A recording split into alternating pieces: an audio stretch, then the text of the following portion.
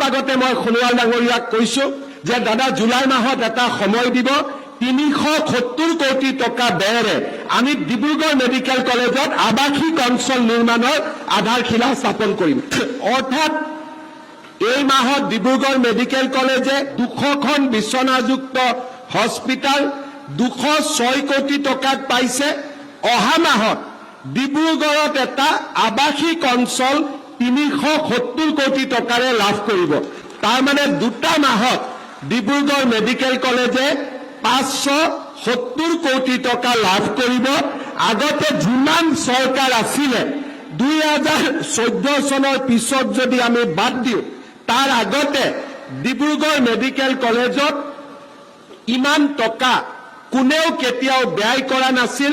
অসমৰ আটাইতকৈ পুৰণি মেডিকেল কলেজৰ স্বীকৃতি, ইয়াৰ গৌৰৱ আৰু সন্মানৰ অধিকাৰী হিচাপে আমি ডিব্ৰুগড়ৰ অসম চিকিৎসা মহাবিদ্যালয়ত নিৰ্মাণ কৰিব খুজিছো। এতিয়া আমি ডিব্ৰুগড়ৰ খনিকৰ ষ্টেডিয়ামক 290 কোটি টকা ব্যয়েৰে 35,000 দৰ্শক একেলগে বহিব পৰাকৈ আমি নিৰ্মাণ কৰিব খুজিছো। ইয়াৰ লগতে ডিব্ৰুগড়ত আমাৰ বিধানসভা, ডিব্ৰুগড়ত আমাৰ MLA হোষ্টেল আৰু ডিব্ৰুগড়ত এটা সুন্দৰ চাৰ্কিট হাউচ নিৰ্মাণৰ বাবে আমি 300 কোটি টকাৰ এখন আঁচনি মঞ্জুৰ কৰিছো। যোৱা 27 এপ্ৰিলত কেন্দ্ৰীয় মন্ত্ৰী সোণোৱাল ডাঙৰীয়া আৰু প্ৰশান্ত ফুকন ডাঙৰীয়াৰ সৈতে আমি উদ্বোধন কৰা 56 কোটি টকাৰ ডক্টৰ লীলা গগৈ উৰণ সেতু আৰু 60 কোটি টকাৰে নিৰ্মিত বাগ্মীবৰ নীলমণি ফুকন উৰণ সেতু নিৰ্মাণৰ আমি শুভাৰম্ভণি কৰিছিলো।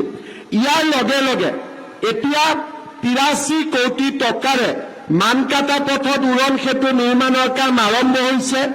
157 কোটি টকাৰে আমোলাপট্টিত উৰণ সেতু নিৰ্মাণৰ কাম আৰম্ভ হৈছে আৰু অতিৰিক্তভাৱে লাহোৱাল বৰডুবি লেজাই কলাখোৱাটো আমি আজি উৰণ সেতু নিৰ্মাণৰ কাম হাতত লৈছো।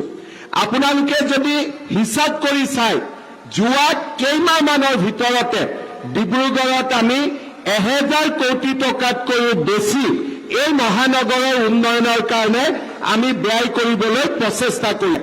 কেইদিনমান আগতে অসম বিধানসভাৰ বিশেষ অধিৱেশন আমি এখন অনুষ্ঠিত কৰি ডিব্ৰুগড় বিমানবন্দৰটোকো ডক্টৰ ভূপেন হাজৰিকা বিমানবন্দৰৰ নামেৰে নামাঙ্কিত কৰিবলৈ আমি সিদ্ধান্ত লৈছো।